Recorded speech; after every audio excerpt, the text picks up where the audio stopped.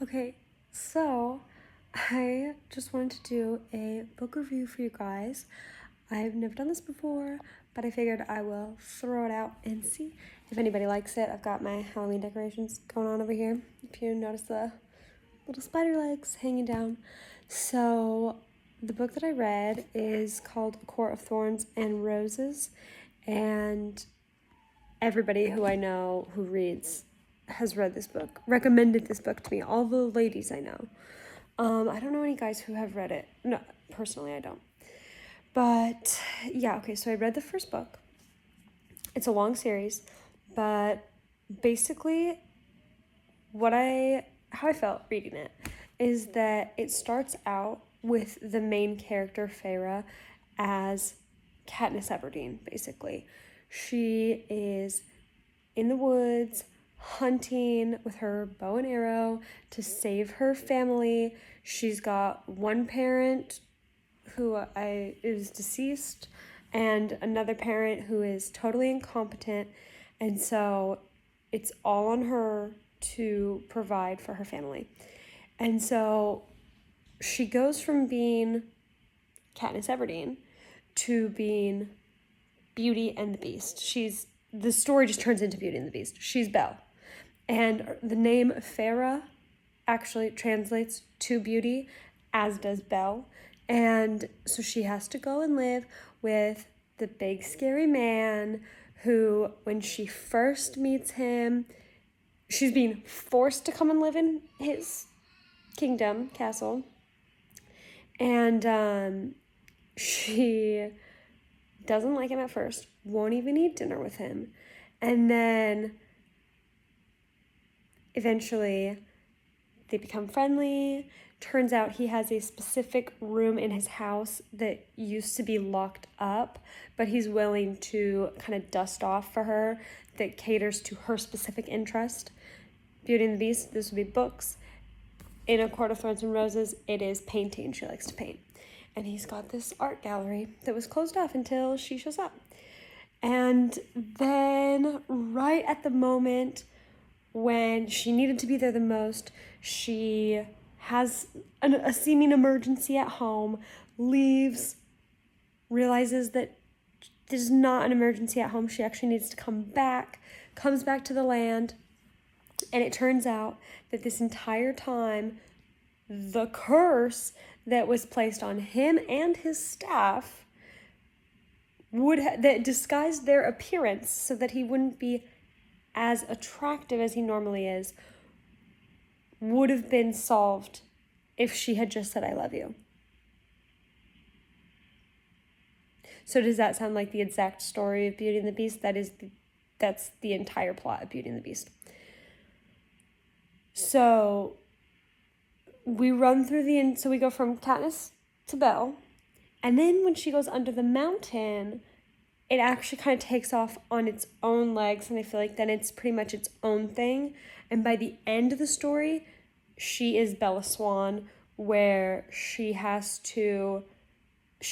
in a life or death scenario, has to transform into the same species as her lover to become immortal in order to survive the life or death scenario. So that's Bella Swan.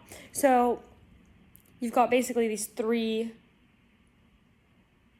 characters, three women that are from books and movies that we know, that I feel like this author, Sarah Maas, basically made an amalgamation of the three of them. But I did like it, as familiar as it already felt. It was a good story. So it's just like the fairy version of those three characters, I feel like. But it was good. It was an easy read. I listened to it through an audio copy, and it was 16 hours long, and it only took me a couple days to get through all of it because you just can't put it down. It's so easy to tell yourself, okay, just one more chapter, gotta get through this part of the story, and then I can turn it off. So it was good, and And I liked it. And I have a couple other books that I'm going to read before I read the second book. By the way, Target does have a buy two, get one free thing going on right now. So I bought the rest of the books for free. Normally I will buy them from thrift stores, online thrift stores. Thrift Books is a great one. World of Books always messes up my order and I do not recommend them. But Thrift Books or Abe Books is a really good place to get secondhand books, and that's what I did with this. But it was actually more cost beneficial to get it buy two get one free new than to get it from any of the thrift stores that I did check. So anyways, I'm gonna read some of my own other books first. And then I'm going to pick back up with the second one. But I am really excited to read the second one. I'm excited to see what happens with Rysand.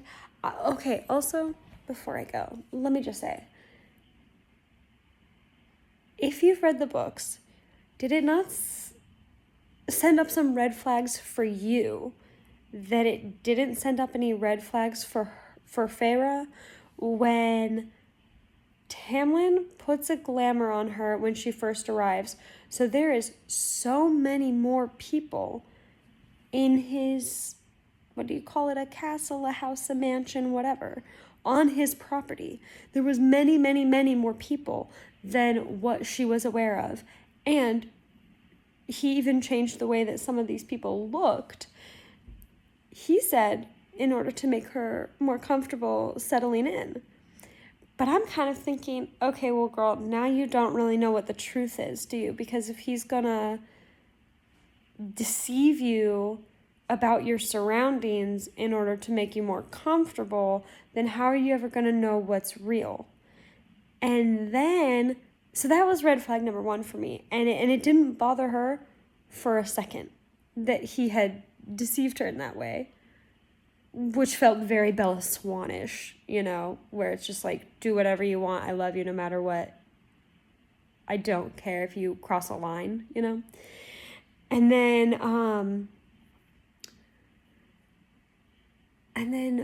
after that, he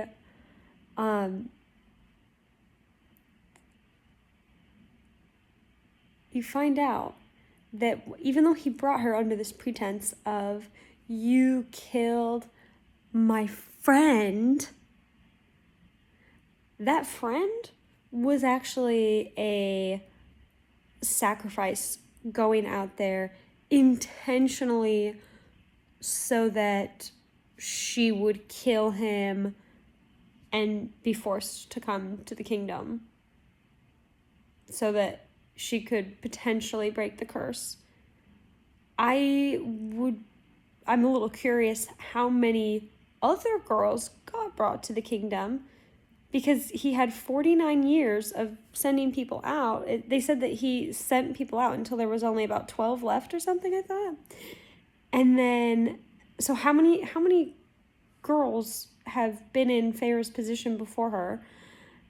Also, that makes me wonder, does he actually love Feyre, or was he just convincing himself that he needed to love her so that she would fall in love with him?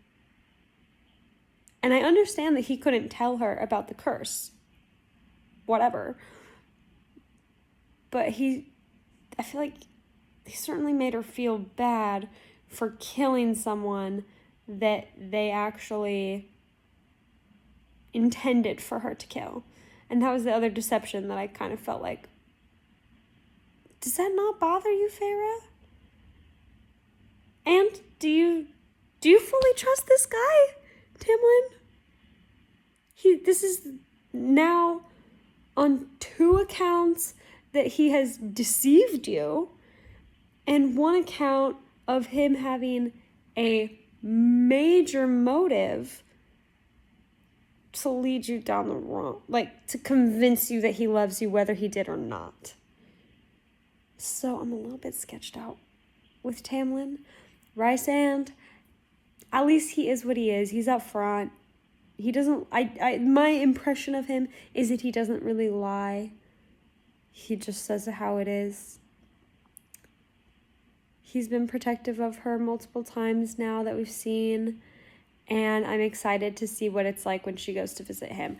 And I know, of course, because this is like a love triangle-y story, that something is going to go wrong with her and Tamlin in the next book. Certainly. I haven't read it, but don't need to read it to know that that's got to happen. And so I'm thinking, what is that going to be? And, is it going to be something that's then going to really make her consider Rysand instead? Yeah. So those are my thoughts on the book. Let me know if you read the book. I would love to hear your thoughts in the comment section below. If you like the book, if you agree with me about being a little bit sketched out about Tamlin's deception, if that sent up red flags for you, and also, did you feel like it was Beauty and the Beast? Let me know down below.